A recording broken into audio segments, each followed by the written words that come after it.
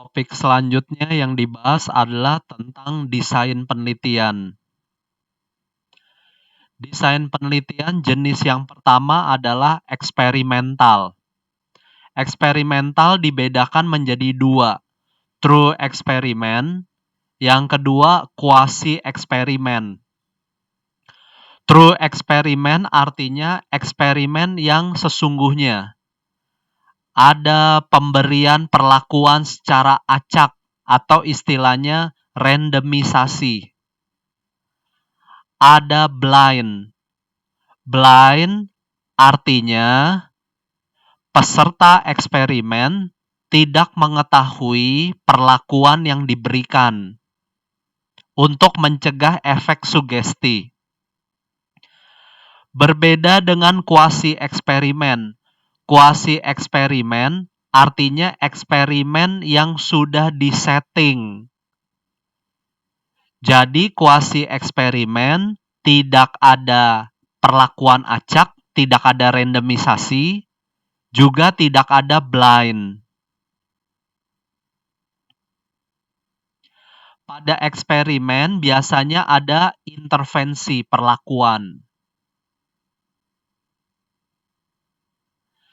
Desain penelitian selanjutnya adalah observasional.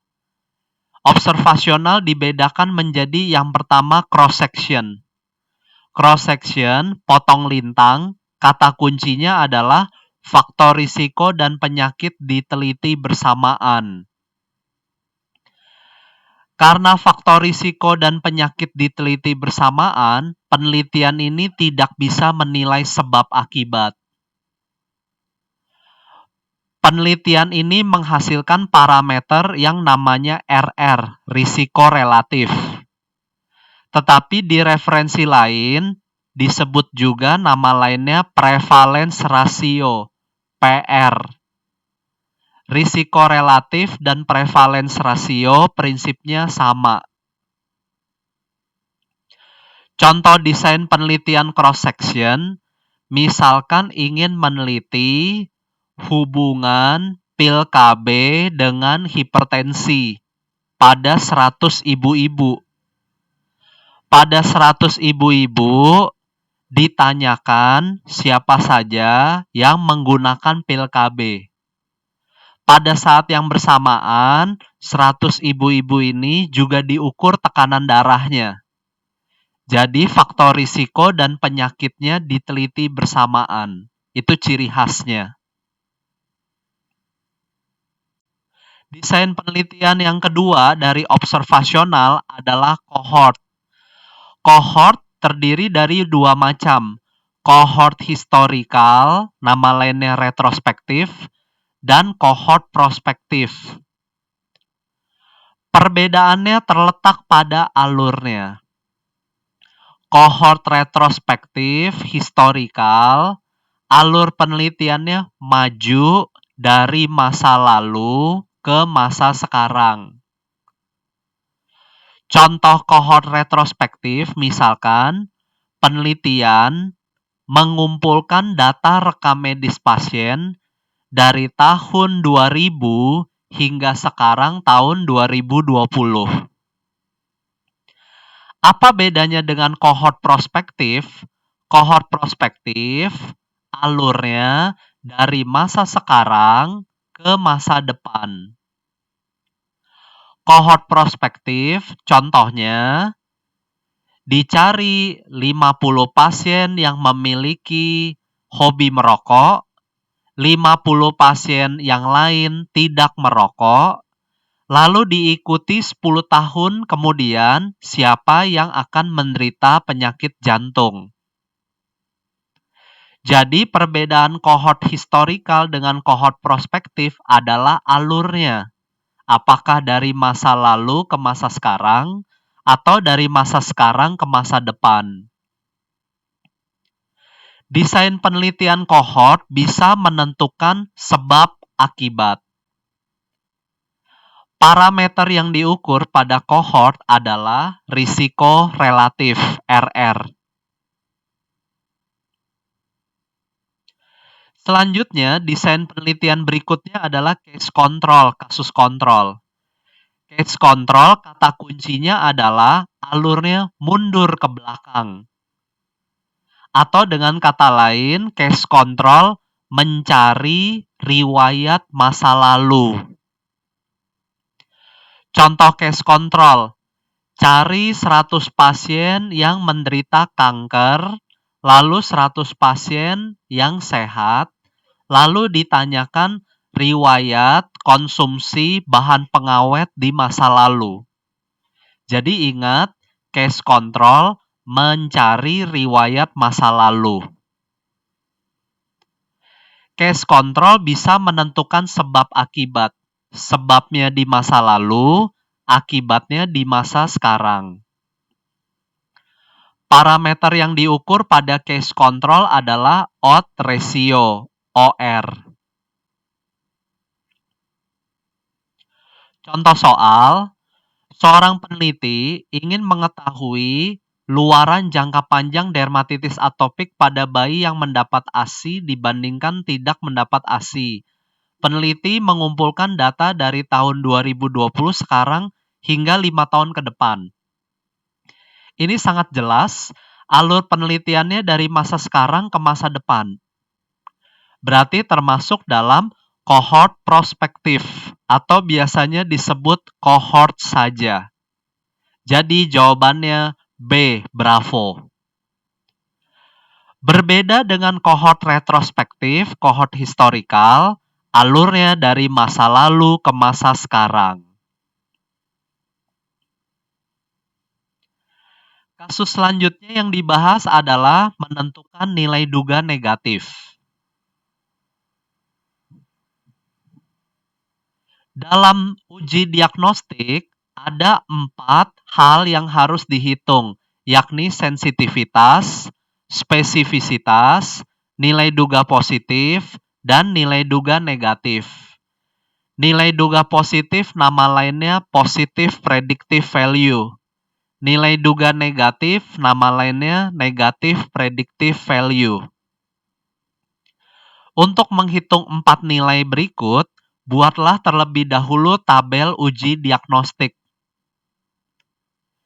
Yang terletak di sebelah kiri adalah alat uji baru, sedangkan yang diletakkan di sebelah atas adalah baku emasnya. Masing-masing diberi label A, B, C, D. Perhatikan tabel berikut. Contoh, dari 100 orang yang menderita penyakit TB, 30 diantaranya terdeteksi oleh alat baru. Dari 100 orang yang menderita TB, 30 diantaranya terdeteksi alat baru. Berarti 100 orang adalah A ditambah C. Betul-betul sakit TB. 30 diantaranya terdeteksi alat baru. Berarti 30 orang ditulis di A, maka sisanya C adalah 70. Bagaimana kalau sekarang dibalik? Dari 100 orang yang terdeteksi positif oleh alat baru, 30 diantaranya betul-betul sakit TB. Dari 100 orang yang terdeteksi positif alat baru, 30 diantaranya betul-betul sakit TB. Berarti 100 orang adalah A ditambah B, sedangkan yang betul-betul positif TB 30 diantaranya. Berarti A ditulis 30, maka B sisanya 70. Sensitivitas rumusnya adalah A per A tambah C. Sedangkan spesifisitas rumusnya D per B tambah D. Perhatikan sensitivitas dan spesifisitas penjumlahannya vertikal. A per A tambah C, D per B tambah D. Nilai duga positif rumusnya A per A tambah B, sedangkan nilai duga negatif D per C tambah D. Jadi nilai duga positif dan nilai duga negatif penjumlahannya secara horizontal. Tips gampangnya, sensitivitas dan spesifisitas penjumlahannya vertikal, sedangkan nilai duga positif dan nilai duga negatif penjumlahannya horizontal. Semakin tinggi sensitivitas, berarti alat tersebut bagus untuk screening pemeriksaan awal. Semakin tinggi spesifisitasnya, berarti alat itu semakin bagus untuk diagnosis pasti. Jadi, tujuan menghitung nilai sensitivitas dan spesifisitas untuk menentukan kegunaan alat. Semakin tinggi sensitivitasnya, bagus untuk screening. Semakin tinggi spesifisitasnya, bagus untuk konfirmasi. Nilai duga positif hubungannya dengan prevalensi.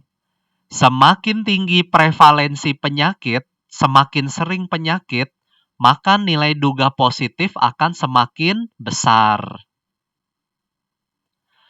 Prevalensi dengan nilai duga negatif berbanding terbalik. Artinya, jika prevalensi semakin tinggi, maka nilai duga negatif akan semakin rendah.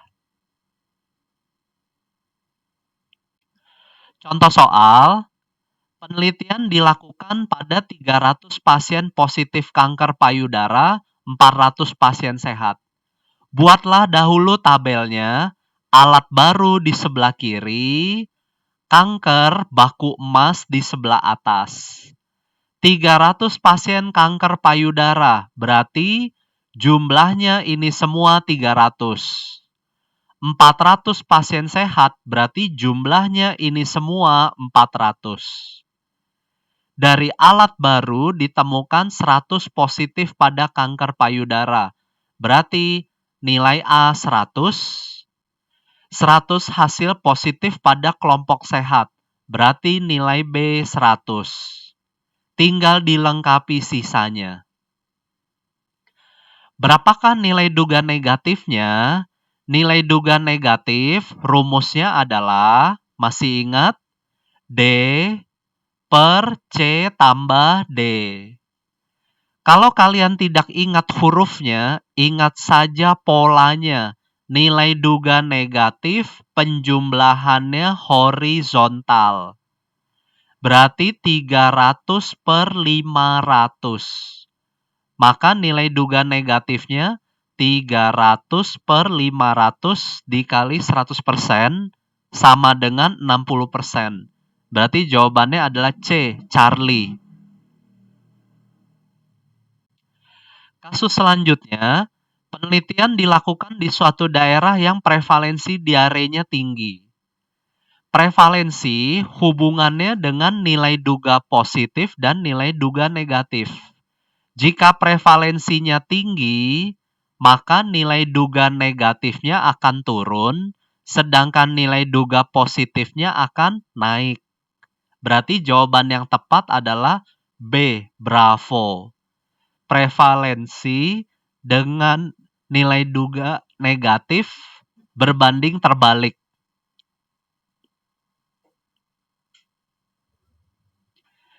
Kasus selanjutnya yang dibahas adalah menghitung odds ratio.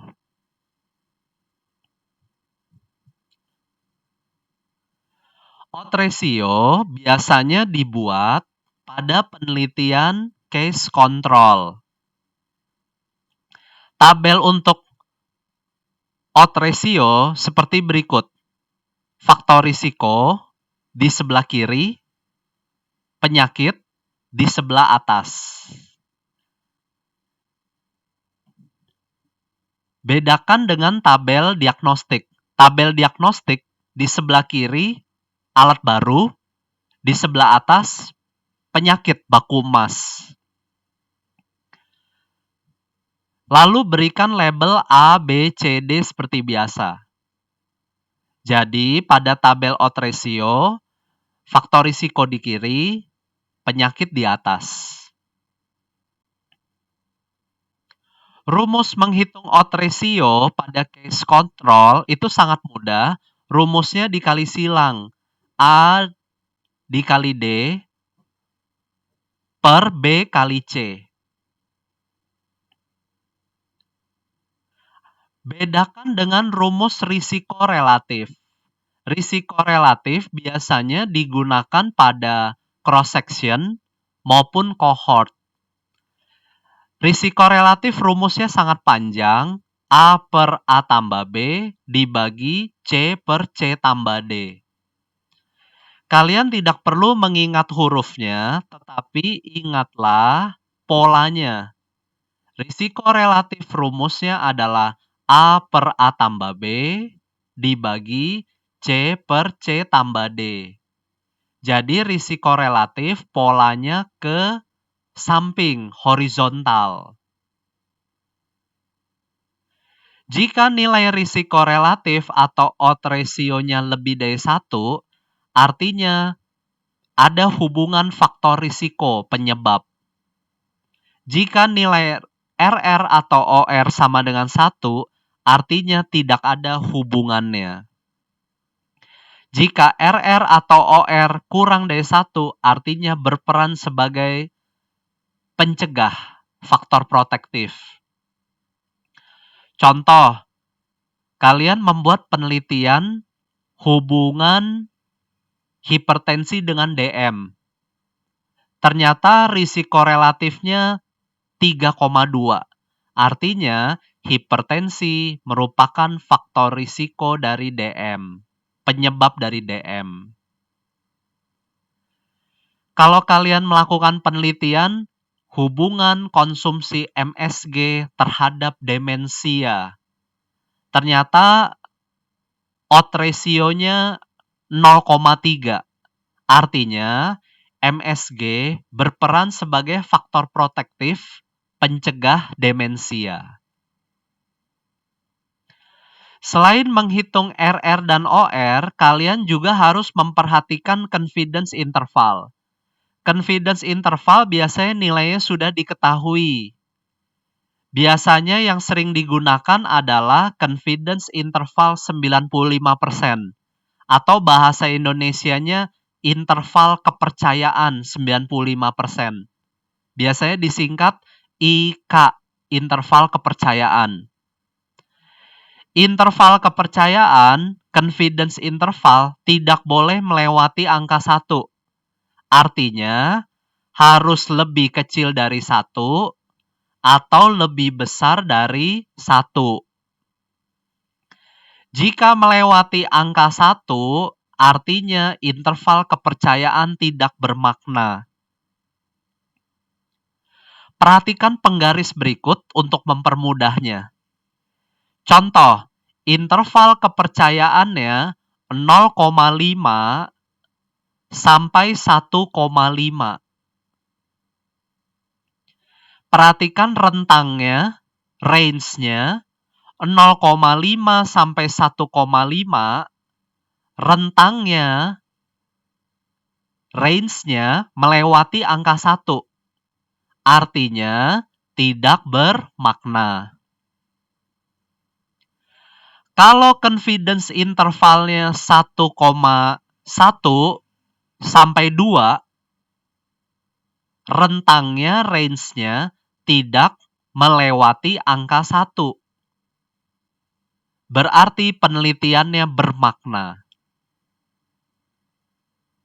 Kalau bingung, saya akan berikan contoh.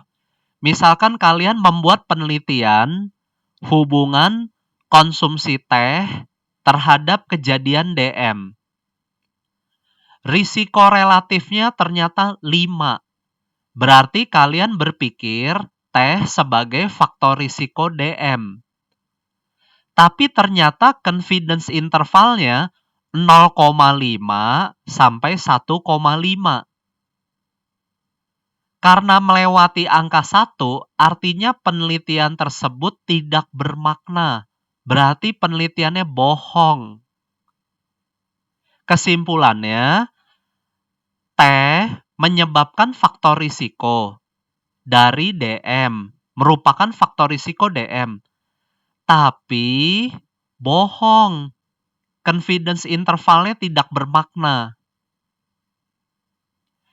Kalian harus mempercayai penelitian yang confidence intervalnya tidak melalui angka 1.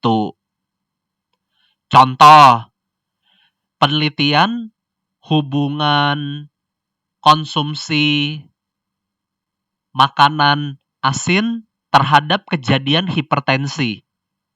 Ternyata risiko relatifnya 5, confidence intervalnya 1,5 sampai 2,5. Artinya makanan asin berperan sebagai faktor risiko. Confidence intervalnya 1,5 sampai 2,5. Berarti penelitian ini bisa dipercaya, bermakna penelitiannya.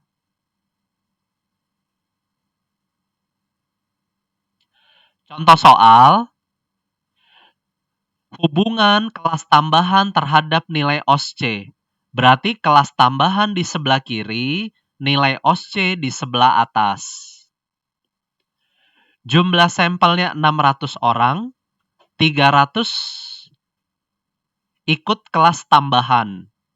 Berarti 300 jumlah ke kanan yang ikut kelas tambahan.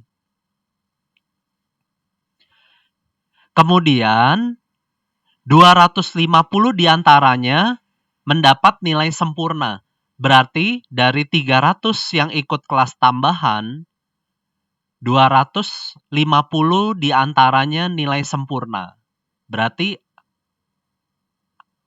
A 250, B 50.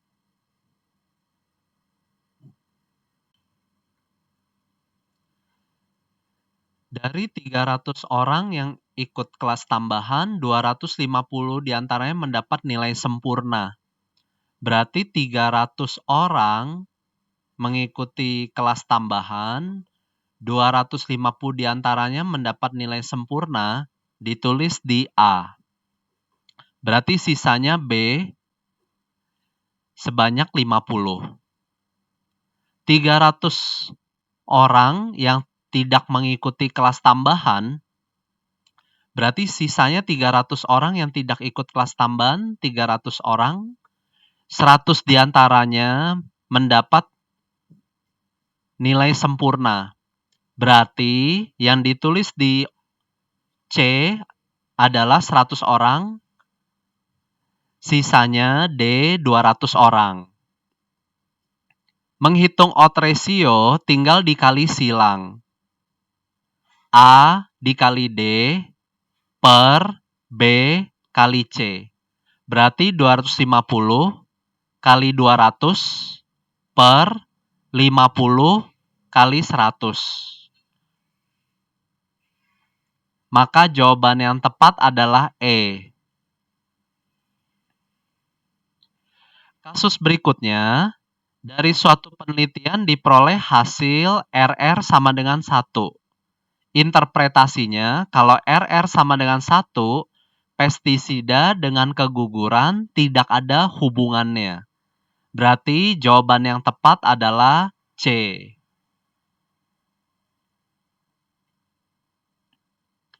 Kasus selanjutnya, ada penelitian faktor-faktor yang mempengaruhi berat lahir rendah, yakni anemia, pendidikan rendah, status ekonomi rendah, diketahui nilai odd ratio, dan interval kepercayaannya. Ditanya yang paling mempengaruhi kejadian BBLR.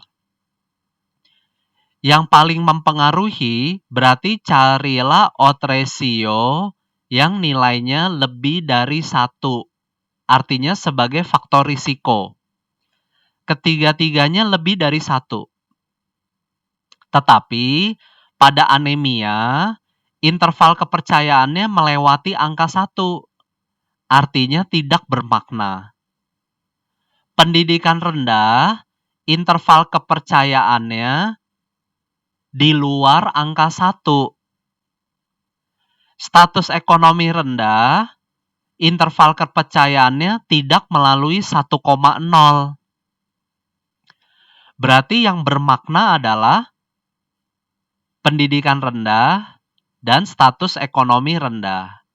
Berarti di kasus ini jawabannya adalah E, pendidikan rendah dan status ekonomi rendah. Kasus berikutnya yang dibahas adalah tentang jenis variabel. Variabel dibedakan menjadi variabel bebas, variabel tergantung, dan variabel perancu. Variabel bebas artinya variabel yang mempengaruhi. Nama lainnya variabel independen. Variabel tergantung atau dependen, variabel yang dipengaruhi. Sedangkan variabel perancu adalah variabel yang mempengaruhi variabel bebas dan variabel tergantung. Hubungan ketiganya bisa dilihat pada skema berikut. Variabel bebas mempengaruhi, variabel tergantung dipengaruhi. Variabel perancu confounding bisa menyebabkan variabel bebas, bisa menyebabkan variabel tergantung. Contoh, hubungan DM dengan CKD. Ternyata di antara pasien DM ada yang menderita hipertensi. Hipertensi berhubungan dengan DM, hipertensi berhubungan dengan CKD. Berarti hipertensi sebagai variabel perancu. DM sebagai variabel bebas, CKD sebagai variabel tergantung.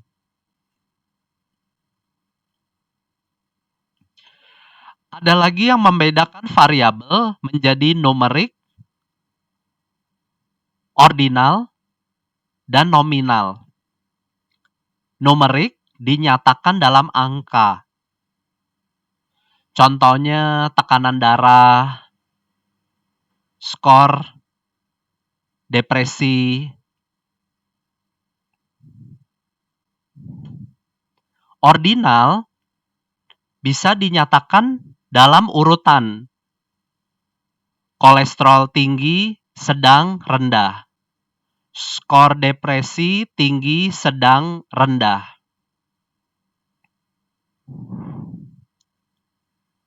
Nominal hanya berisi 2, ya atau tidak. Contohnya hipertensi, tidak hipertensi. Depresi, tidak depresi.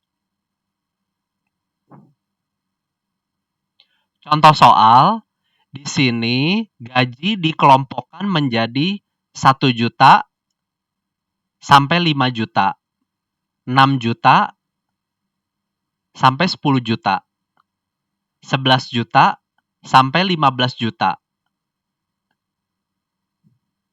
16 juta sampai 20 juta. Berarti ada tingkatannya.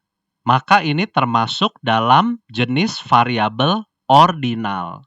Karena ordinal biasanya ada tingkatannya. Berbeda dengan nominal. Kalau nominal hanya dibedakan jadi 2, gaji tinggi dan gaji rendah. Bedakan dengan numerik. Numerik dinyatakan dalam angka. Misalkan gajinya 10 juta. Tapi kalau gajinya dibuat tingkatan, seperti soal ini, termasuk dalam ordinal. Topik selanjutnya yang dibahas adalah tentang uji hipotesis, uji statistik. Uji hipotesis yang pertama adalah uji komparatif. Uji komparatif biasanya dipakai untuk membandingkan beberapa kelompok.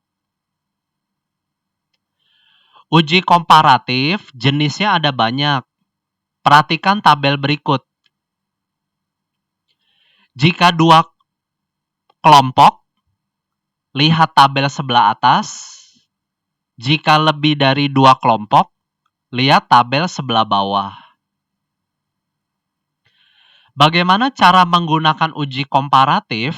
Prinsipnya uji komparatif membandingkan dalam kelompok-kelompok. Contoh soal. Seorang peneliti ingin membandingkan kadar tekanan darah antara kota A dengan kota B. Ingin membandingkan tekanan darah antara kota A dengan kota B. Perhatikan tabel ini. Yang pertama kali ditentukan adalah berapa jumlah kelompoknya. Apakah 2 kelompok atau lebih dari 2 kelompok. Karena di soal ada kota A dan kota B, berarti jumlah kelompoknya 2. Selanjutnya tentukan variabel tergantungnya. Variabel tergantung adalah variabel yang diukur. Yang diukur adalah tekanan darah. Apakah tekanan darah termasuk numerik, ordinal, atau nominal? Jawabannya numerik. Berarti uji hipotesisnya T ampere atau T pair. Nama lainnya T independen, sedangkan T pair nama lainnya T dependen. Bagaimana cara menentukan uji T ampere atau T pair? Lihat kelompoknya. Kalau kelompoknya berbeda, artinya tidak berpasangan. Kalau kelompoknya sama, artinya berpasangan. Karena kota A dan kota B penduduknya berbeda, berarti tidak berpasangan. Maka gunakan uji T ampere. Kalau masih bingung, contoh selanjutnya, contoh yang kedua. Seorang peneliti ingin mengetahui perbedaan status gizi, perbandingan status gizi pada anak-anak sebelum dan sesudah pemberian zat besi. Peneliti ingin mengetahui perbedaan status gizi pada anak-anak sebelum dan sesudah pemberian besi. Status gizi dibedakan menjadi gizi baik, gizi kurang, gizi berlebih. Kalau kalian mendengarkan dengan seksama, pada soal yang kedua ini ada 2 kelompok, sebelum pemberian besi dan sesudah pemberian besi. Variabel tergantung, variabel yang diukur adalah status gizi. Status gizi termasuk ordinal. Berarti uji yang dipakai uji Mann-Whitney atau uji Wilcoxon. Bagaimana cara menentukannya? Lihat kembali 2 kelompok tadi, sebelum dan sesudah pemberian besi. Apakah orangnya sama atau beda? Anaknya sama, berarti berpasangan. Maka uji hipotesisnya Wilcoxon.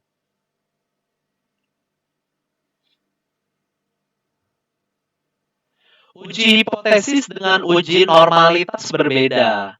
Uji normalitas untuk mengetahui datanya normal atau tidak. Biasanya kalau sampelnya banyak, uji normalitas yang digunakan Kolmogorov-Smirnov. Dikatakan normal kalau nilai P-nya besar, lebih dari 0,05. Kalau sampelnya sedikit kurang dari 50, gunakan uji normalitas Shapiro-Wilk. Shapiro-Wilk dikatakan normal kalau nilai P lebih dari 0,05.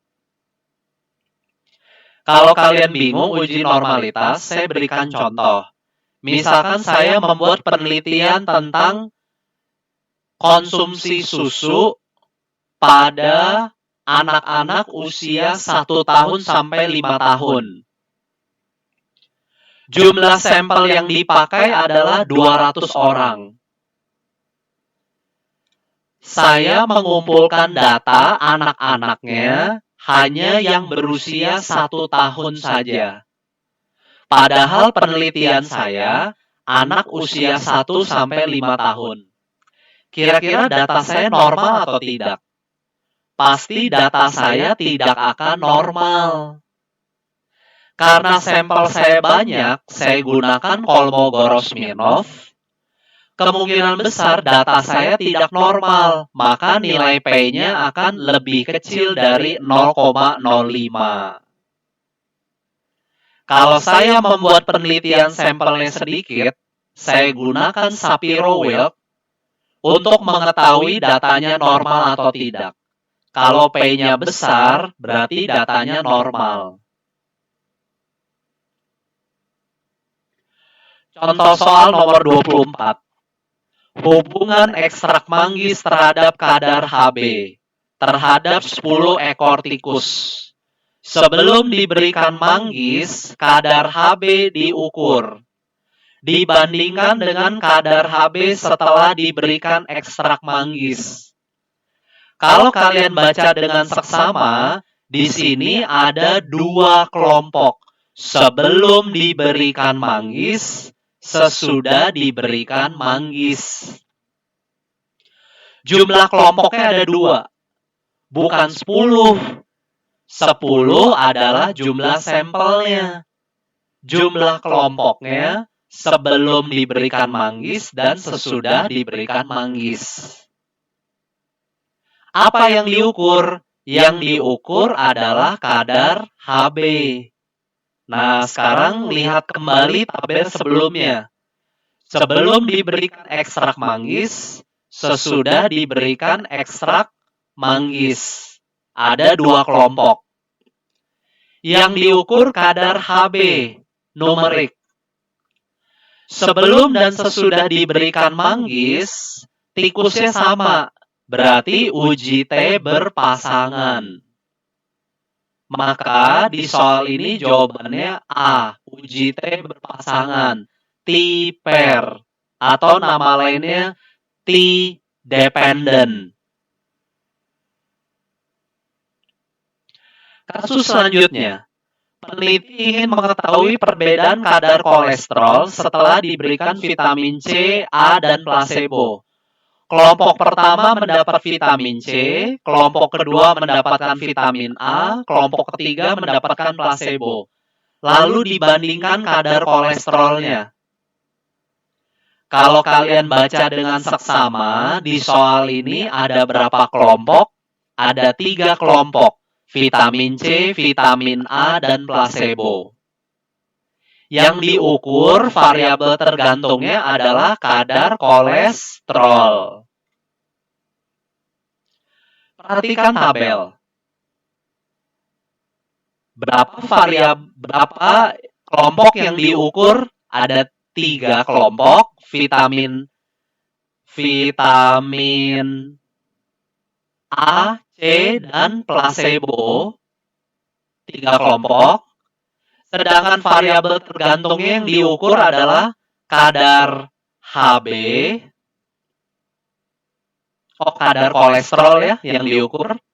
Kadar kolesterol numerik. Berarti jawabannya antara one way ANOVA atau repeated ANOVA. Karena yang mendapatkan vitamin-vitamin tersebut berbeda, berarti tidak berpasangan. Maka jawabannya adalah one way ANOVA. Berarti di soal ini jawaban yang tepat adalah ANOVA. C jawabannya.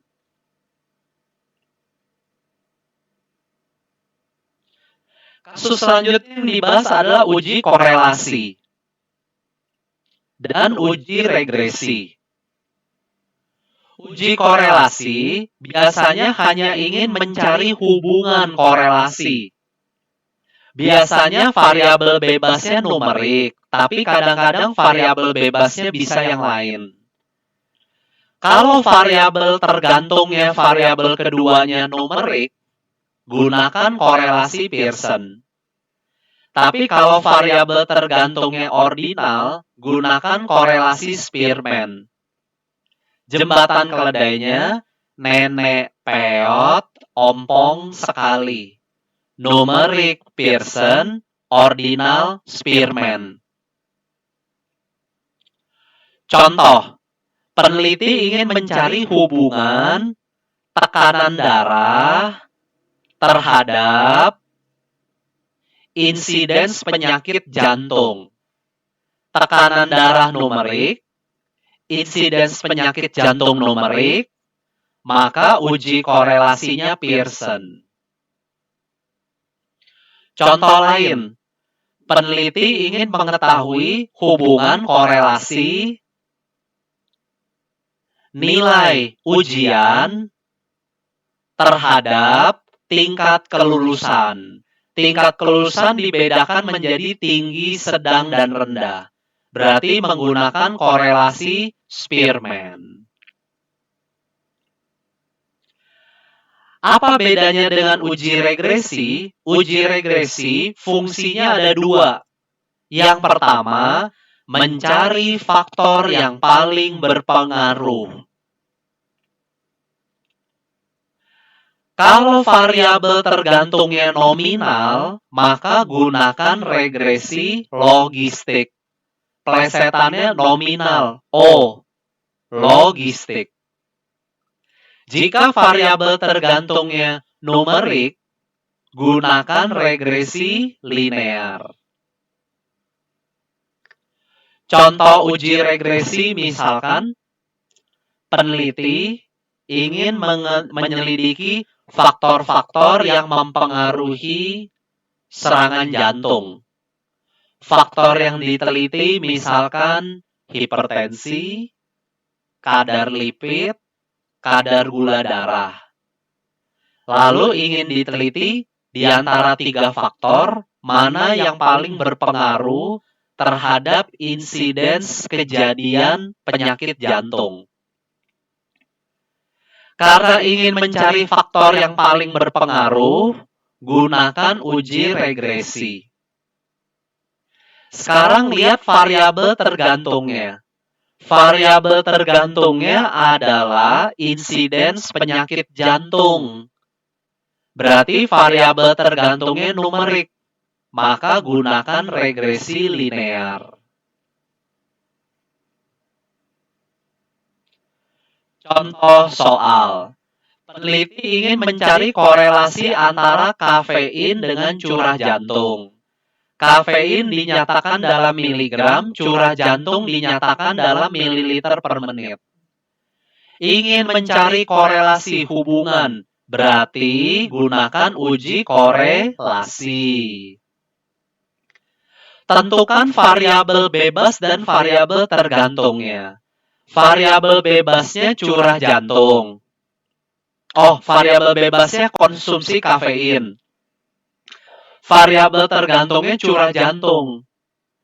Curah jantungnya mililiter per menit. Berarti curah jantungnya numerik.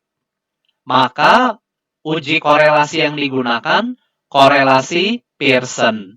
Berarti jawabannya B, Bravo.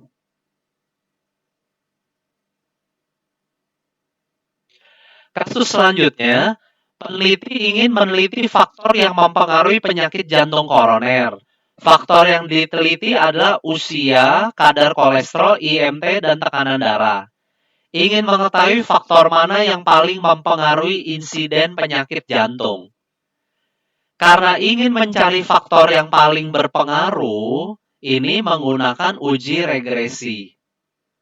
Perhatikan variabel tergantungnya. Variabel tergantungnya adalah insiden penyakit jantung. Insiden penyakit jantung termasuk dalam numerik. maka yang digunakan adalah regresi linear. Maka jawabannya C, Charlie. Kasus berikutnya yang dibahas adalah jenis-jenis populasi dan sampling. Populasi dibedakan menjadi dua, populasi target dan populasi terjangkau. Populasi target artinya populasi secara umum. Populasi terjangkau, populasi yang dibatasi oleh tempat dan waktu. Contoh, seluruh perempuan usia 60 tahun yang menderita osteoporosis, termasuk dalam populasi target. Seluruh perempuan usia 60 tahun yang datang ke rumah sakit di Palembang periode Januari, termasuk populasi terjangkau. Berarti yang cakupannya lebih luas adalah populasi terjangkau, yang lebih sempit adalah populasi terjangkau. Yang lebih luas populasi target, yang lebih sempit populasi terjangkau. Sampel biasanya dinyatakan dalam angka. Misalkan 100 perempuan yang datang ke rumah sakit Palembang periode Januari sampai Februari. Cara mengambil sampel ada beberapa cara. Cara yang pertama, systematic sampling. Systematic, kata kuncinya mengambil sampel dengan menggunakan metode tertentu. Misal, dari 1000 mahasiswa, diambil mahasiswa yang nomor mahasiswanya kelipatan 10. Ini adalah systematic sampling berdasarkan metode tertentu. Simple random sampling biasanya pengambilan sampelnya secara acak, tunjuk-tunjuk saja. Simple random sampling biasanya digunakan untuk populasi sedikit, biasanya di bawah 100. Contoh simple random sampling. Saya punya 100 mahasiswa, lalu saya tunjuk-tunjuk si Charlie, si Beta, si Johan. Itu namanya simple random sampling. Selanjutnya stratified random sampling. Stratified random sampling artinya dikelompokkan lebih dahulu, lalu dari masing-masing diambil sebagian. Perhatikan skema. Kelompok 1 ABCDE diambil BD saja. Kelompok 2 F sampai O diambil FMOJ saja. Kelompok ketiga P sampai T diambil PS saja. Jadi stratified kata kuncinya dikelompokkan dulu, lalu diambil dari masing-masing kelompok. Apa bedanya dengan cluster? Cluster dikelompokkan, lalu diambil semuanya. Perhatikan skemanya. CD, diambil semuanya CD. QR, diambil semuanya QR. Kalau bingung, saya berikan contoh.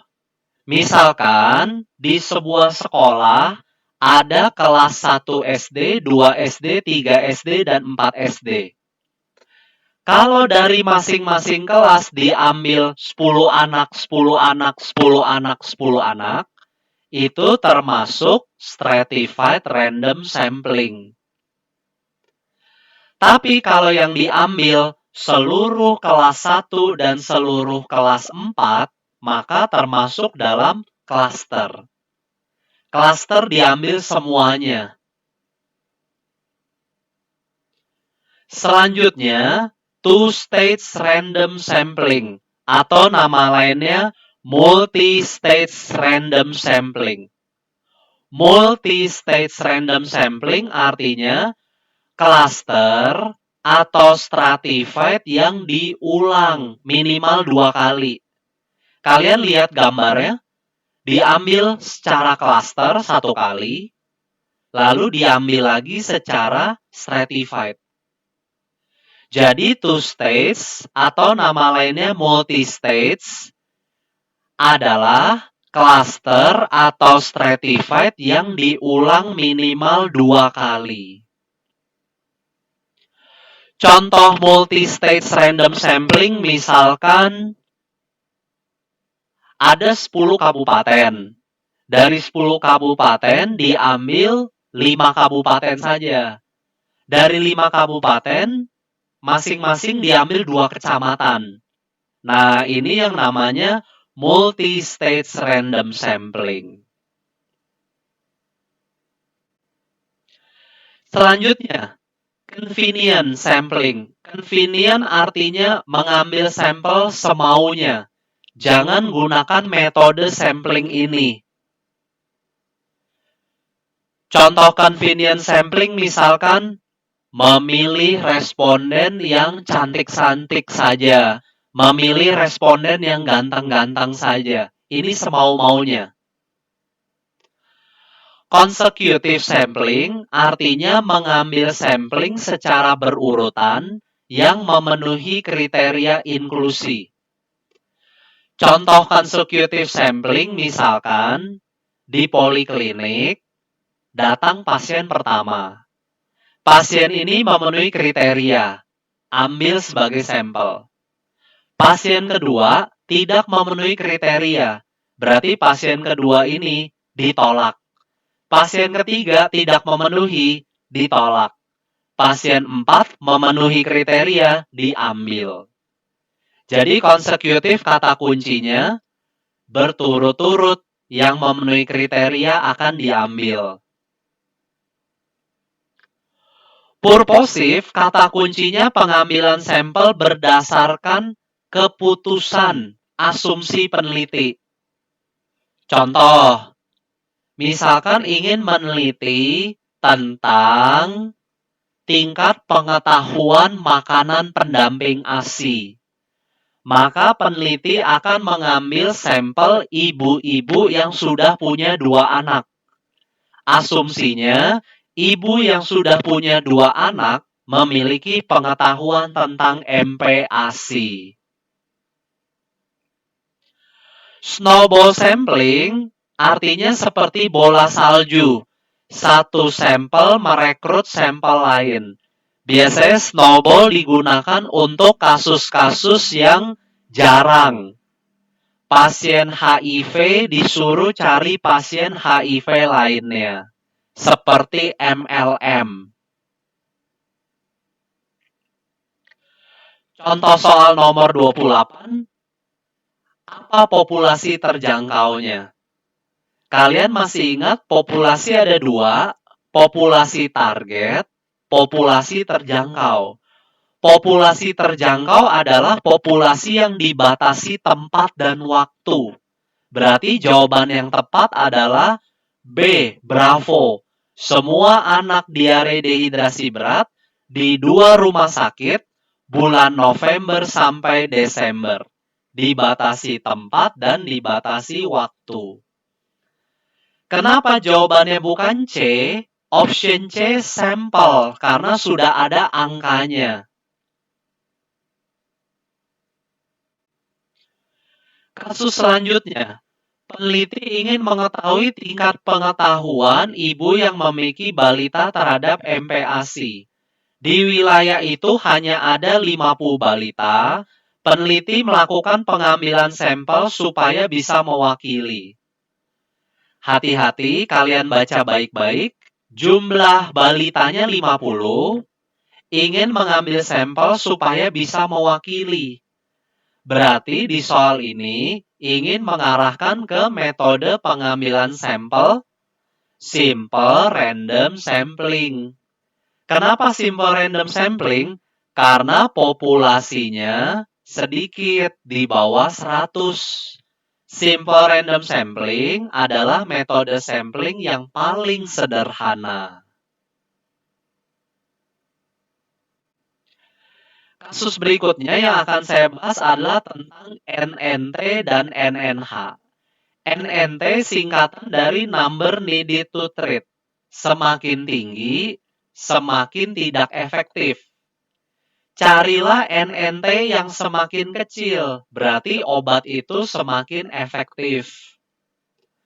Plesetannya NNT, T, tiny, kecil. Semakin kecil, semakin efektif obatnya. Sebaliknya NNH, number needed to harm, semakin besar NNH, obat itu semakin aman. Plesetannya H, high, tinggi. Semakin tinggi nilai NNH-nya, obat itu semakin aman. Pilihlah obat yang NNT paling kecil supaya efektif. Sebaliknya NNH paling besar supaya aman. Contoh soal, antibiotik mana yang paling efektif?